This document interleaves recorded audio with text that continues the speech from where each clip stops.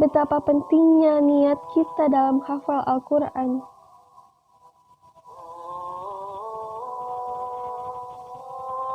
Kita boleh memotivasi diri kita untuk menghafal Al-Quran agar kelak bisa memakaikan mahkota dan jubah kemuliaan kepada orang tua kita di akhirat. Atau kita bisa jadikan penghafal Quran lain sebagai motivasi kita dalam hafal Al-Quran. Asalkan satu, niatnya itu karena Allah Ta'ala. Mengapa begitu penting niat ini? Dalam sebuah hadis diceritakan bahwasanya pada saat penghisaban ada seorang penghafal Quran yang Allah nyatakan bahwa ia masuk neraka. Lalu seorang penghafal Quran itu protes kepada Allah.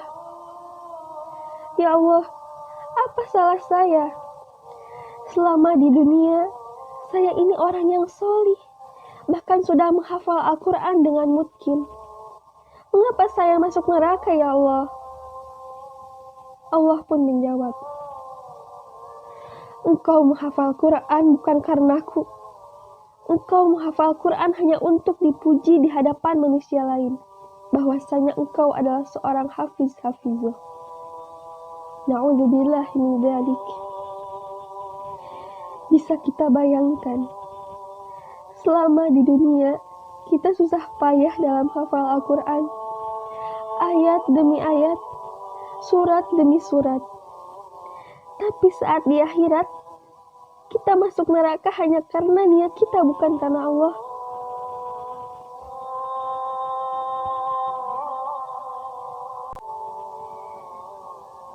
Betapa pentingnya niat ini. Kita sendiri bahkan tidak tahu apa niat kita. Hanya Allah yang Maha mengetahui. Oleh karenanya, kita berusaha untuk meluruskan niat karena Allah. Bersihkan hati sebelum menghafal Al-Quran. Banyak dari kita yang masih mengatakan bahwa menghafal Al-Quran itu susah.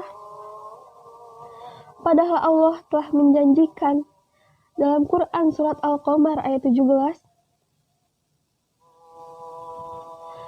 A'udzu billahi minasy syaithanir rajim.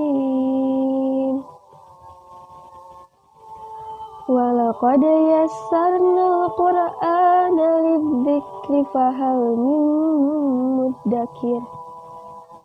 Dan sungguh telah kami mudahkan Al-Quran untuk peringatan. Maka adakah yang mau mengambil pelajaran? Allah ulang berkali-kali ayat tersebut, menunjukkan bahwa Allah itu menjamin Al-Quran ini mudah untuk dipelajari, untuk dihafal. Bagi orang-orang yang mau mengambil pelajaran, Allah sebutkan di sana bagi yang mau, bukan yang mampu.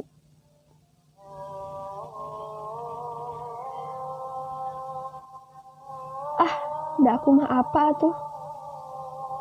Baca Quran masih belum lancar. Dah aku mah apa tuh? Ngafalinya juga lemot, gak kayak si Fulan. Tidak. Semua orang sama, selama ia punya kemauan dalam menghafal Al-Quran. Kita lihat di luar sana,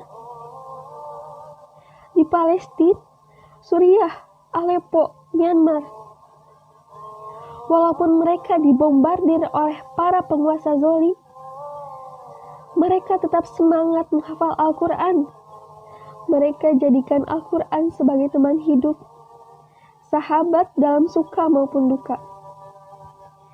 Pernah kita melihat saudara kita di luar sana yang Allah berikan kelebihan kepadanya dengan tidak bisa melihat, tapi ia tetap semangat menghafal Al-Quran, bahkan sampai hafal 30 juz.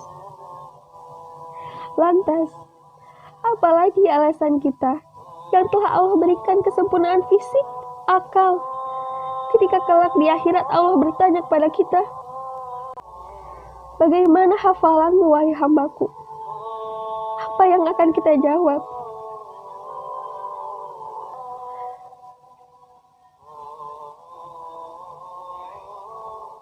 Saudara-saudariku yang dirahmati oleh Allah,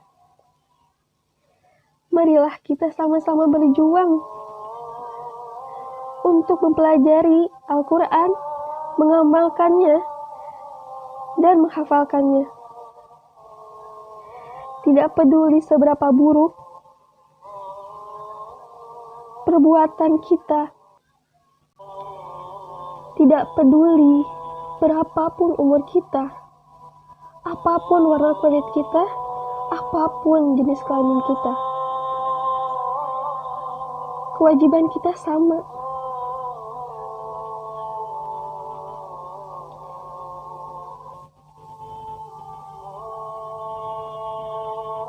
Dan saya ingin berpesan, apabila kelak saudara-saudari tidak melihat saya di surga, tolong cari saya ke neraka. Tolong katakan pada Allah bahwasanya kita pernah dalam satu majelis, kita pernah saling mengingatkan dalam kebaikan. Tolong tarik saya ke surga.